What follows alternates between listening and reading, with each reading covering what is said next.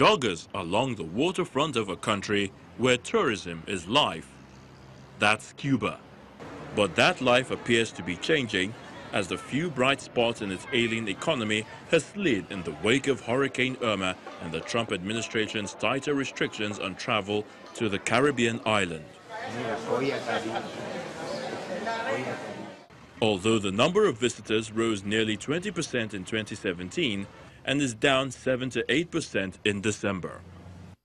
Sí, hay un decrecimiento del orden del 7%, 8%, un poco más marcado en la calle. Yes, there's a decrease of around 7 to 8%, a little more marked in the case, where logically wiping out the effects of the hurricane is harder to do. But we see this as a temporary thing, and we are seeing it that arrivals are recovering from month to month and week to week. The trips to those destinations are recovering.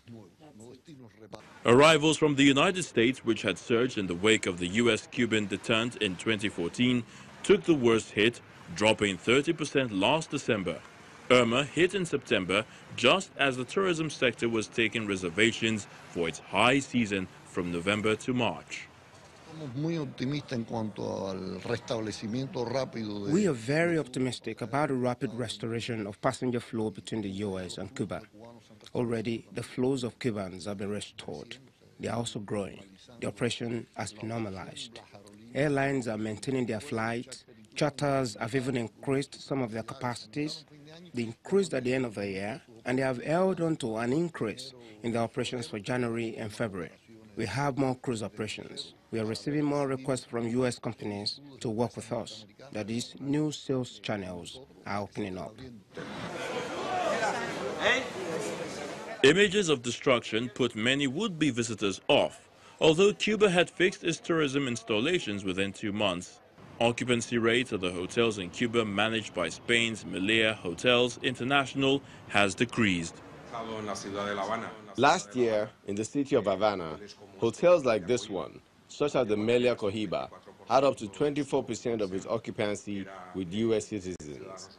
At the moment, the presence of the U.S. citizens has decreased around 25% in the city of Havana, but they continue to be the hotel's main customers. For Cubans, it appears President Donald Trump's more hostile stance towards their country is said to have a more lasting impact than Irma. The number of U.S. visitors had surged since the Obama administration created greater exemptions to a ban on tourism to the Caribbean's largest island and restored regular commercial flights and cruises.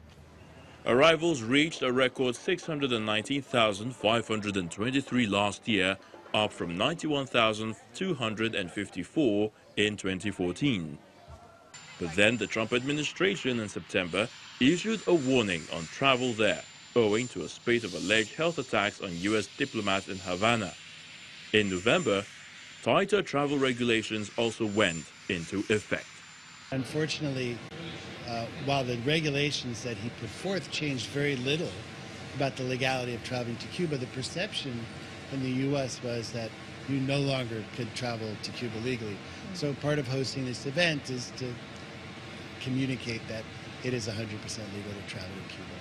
For tour operators and all, Cuba is still one of the safest destinations worldwide. Cuba may be safe, but the United States is seeking safer international flights between itself and Mexico.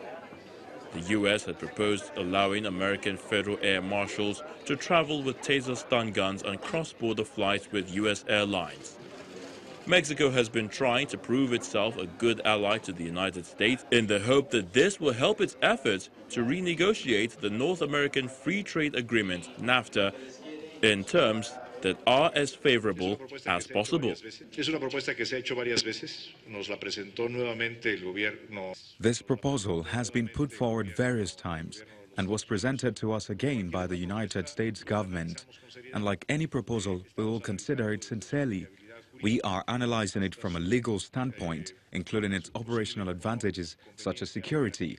And finally, the decision we take will be grounded on how it benefits Mexicans and their interests and whether it's within the confines of Mexican law.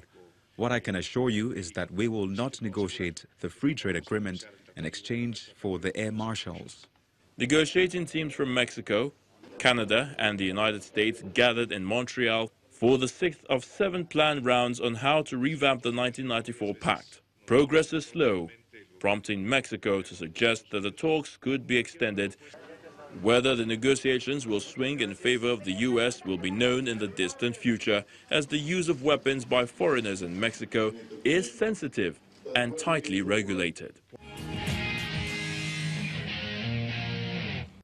Ex-workers of Nigeria Airways protest the non-payment of their severance benefits as promised by the federal government. That's after the break. Do join us again.